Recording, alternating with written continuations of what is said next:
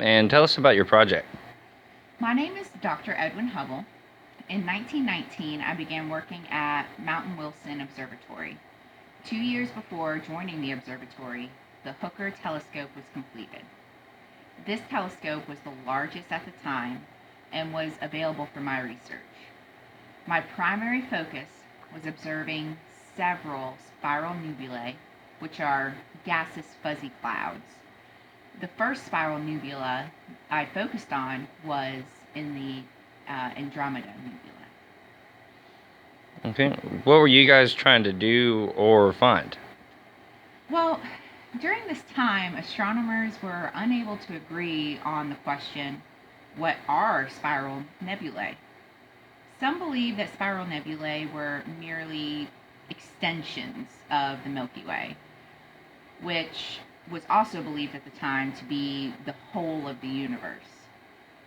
Others, including myself, had a much different idea. Spiral nebulae are outside of the Milky Way and are other island universes, or as they're now called, galaxies. I set to determine which theory was correct. The Hooker telescope provided me the ability to study these nebulae more accurately than had ever been achieved before. So, what did you find and how?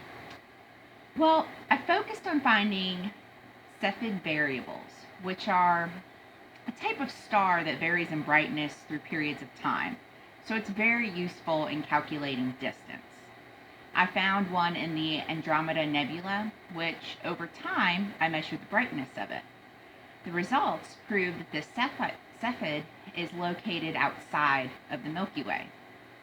This led me to observe and measure the distance of various other Cepheid. In this way, I was able to determine that there are numerous galaxies outside of the Milky Way. While these results answered my initial question, another question arose. Why does it appear that these galaxies are not stationary?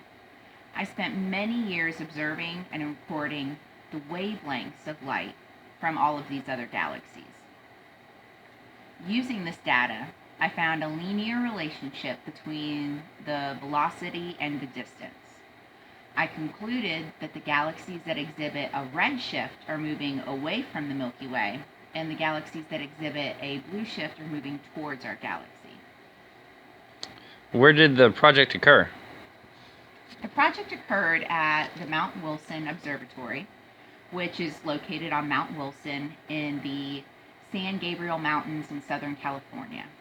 Mount Wilson is a 5,710-foot peak. Establishing the observatory was not an easy process at this time, but one for which I was not a part of. So, what other significant events were happening around the world at the time? So much happened in the 1920s.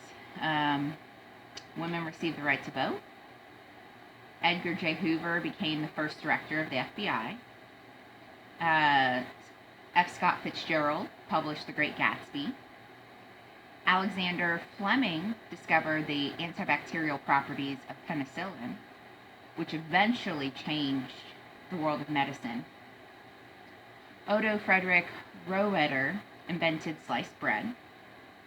But the Roaring Twenties did not end so pleasantly. The St. Valentine's Massacre occurred, and then the stock market crash, which eventually spiraled America into the Great Depression.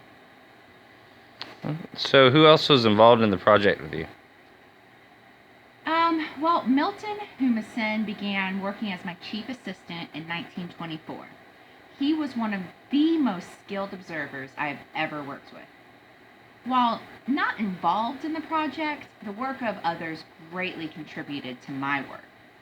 Henry Lebet discovered that a Cepheid variable has a predictable relationship between its luminosity and its pulsation rate.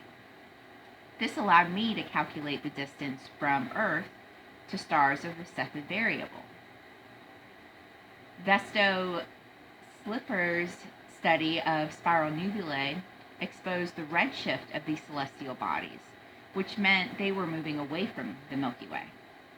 The Doppler shift, discovered by Christian Doppler, was instrumental in my calculations of velocity. And of course, Albert Einstein's theory of general relativity contributed to my project as well. So what was your role in the project? I was the lead astronomer on the project. I did most of the observations until I began to utilize Humison's abilities of observation. I focused mostly on calculating distances and velocities of Humison's as well as my own observations. So what impact did your project have on the physics community? I completely altered the accepted views of the universe. First, I discovered that our Milky Way galaxy does not make up the entirety of the universe. There are countless other galaxies in existence. Then, I made the rather astonishing discovery that most of these other galaxies are moving away from the Milky Way. Humison and I discovered the existence of a linear relationship between the velocity and distance of the Cepheid variables, which led to Hubble's constant. I also developed a system for classifying these newly discovered galaxies, which is now known as the Hubble sequence.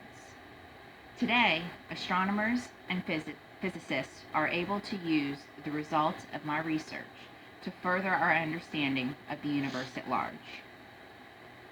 All right, thank you for your time, Dr. Hubble. That's all we have.